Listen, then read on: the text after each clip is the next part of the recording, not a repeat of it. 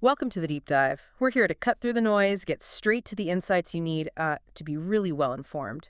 Today we're diving into a topic that, well, it directly shapes the world around us, the power of the presidency. Our hmm mission here is to explore the, let's say, aggressive expansion of executive power, especially under the current administration. And we want to unpack the critical legal and historical context. Absolutely. It's crucial. We've pulled together a stack of sources you got some deep insights from constitutional lawyers, analyses from major constitutional organizations.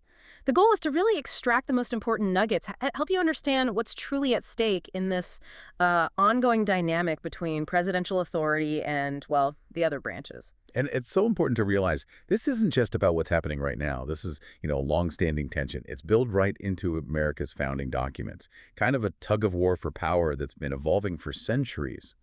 As we explore this, you'll get a much clearer sense of the why and the how behind executive actions and the many challenges they run into. Okay, so let's kick things off. We found this really striking fact in the source material.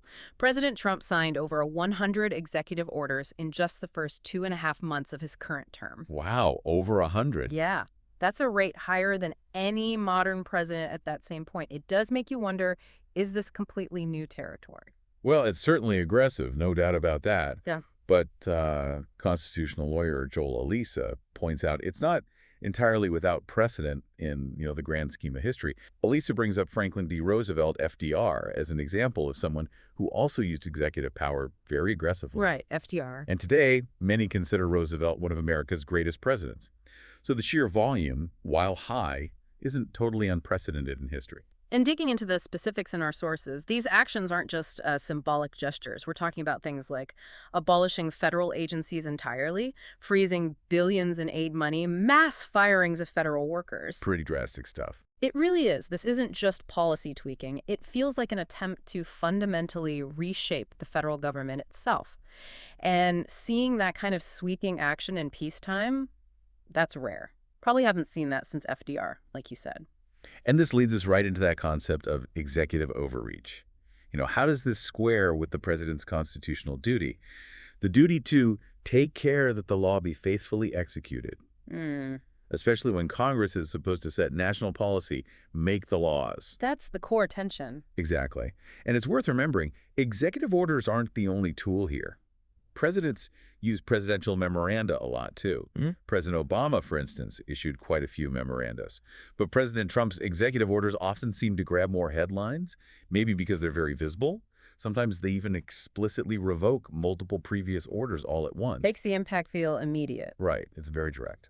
It's also interesting thinking about public perception. I mean, you look back, President Obama's use of executive orders drew really sharp criticism, right? Some media outlets called it tyrannical. Oh, But now, with the current administration's volume and scope, the conversation seems to have shifted. It kind of forces a look at potential hypocrisy, maybe, in public discourse, depending on who's in the White House. that's a really good point. Yeah. And it brings us to the fundamental, the tension at the heart of all this.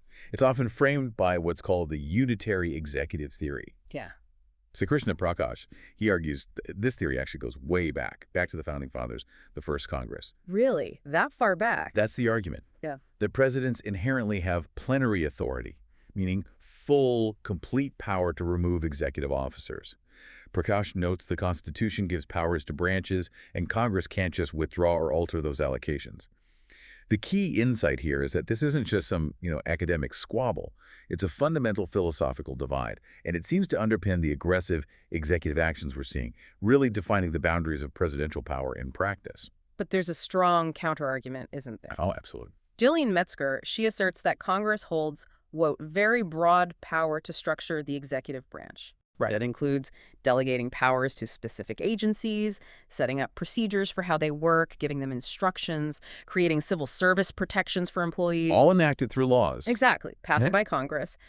It paints a very different picture of who's really holding the reins. And that specific power of removal, firing officials, that's a key battleground. Yeah. Joel Elisa, who we mentioned earlier, he aligns with that unitary executive view.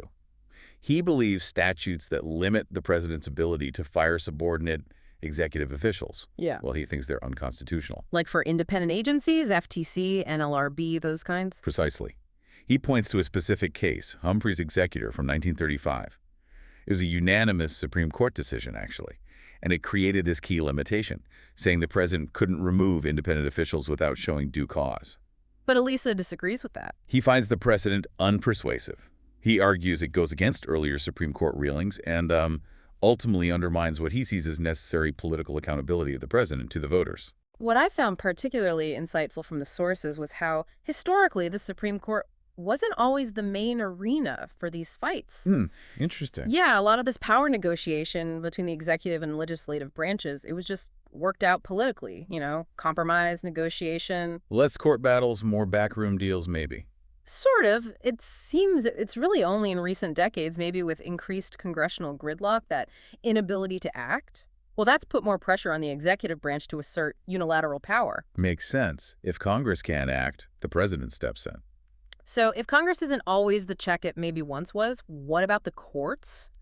This is where all that theory we talked about crashes into reality. Our litigation tracker shows just a massive volume of legal challenges. How many we're talking about? Get this, 331 tracked cases as of July 2025 against the administration's executive actions. Wow.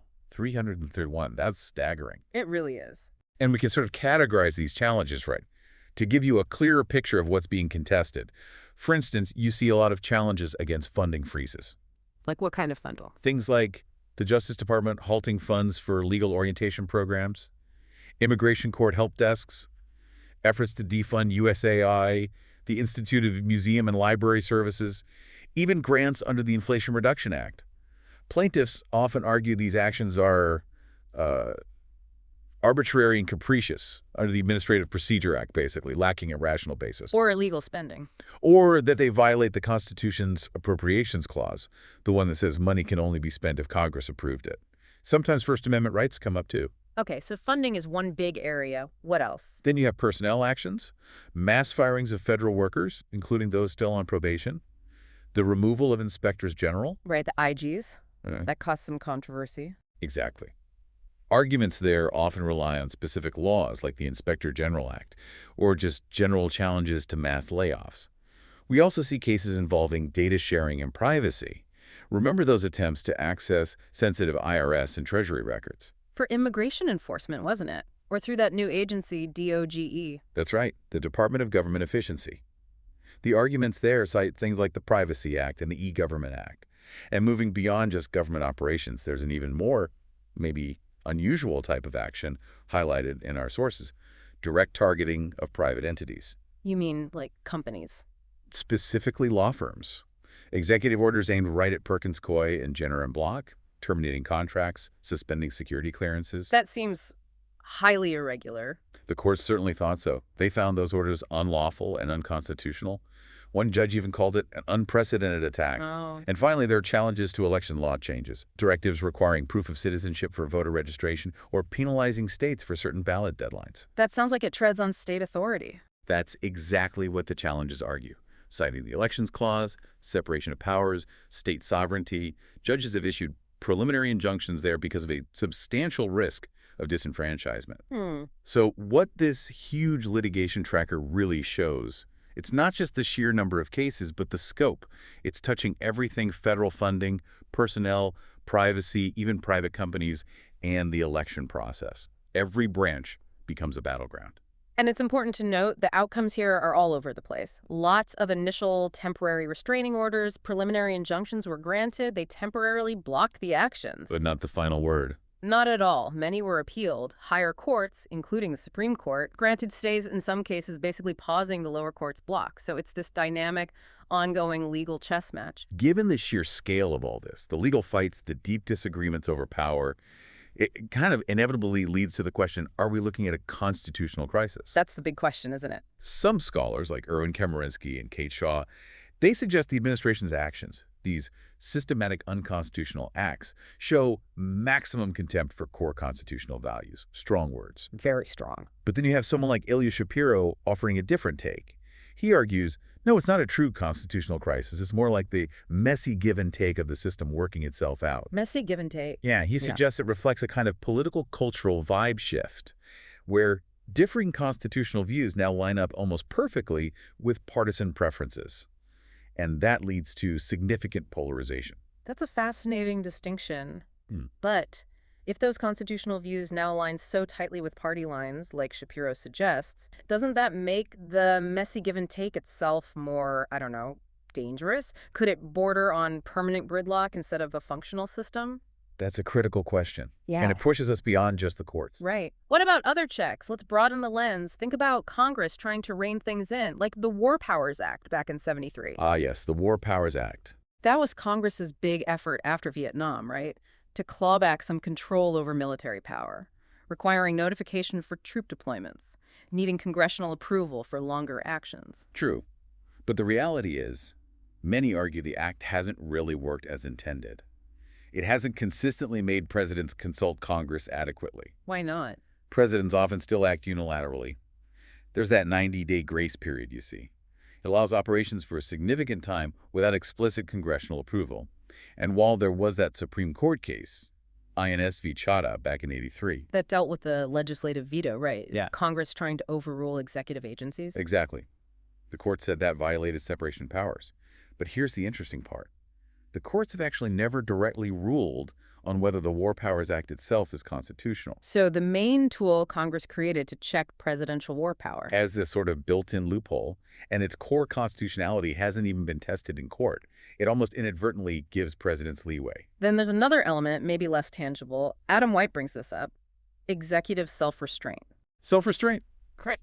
He points to George Washington as the example, highlighting duty, adhering to higher powers, things he calls essential Republican virtues. And his concern now is Seeing power without any of the self-restraint in today's politics, which seem increasingly centered on the president. and that connects directly to the perceived weaknesses of our checks and balances right now. Think about it. The courts, they're reactive. They only rule on cases brought to them. And their enforcement tools, well, they can seem kind of toothless if the executive branch decides not to comply.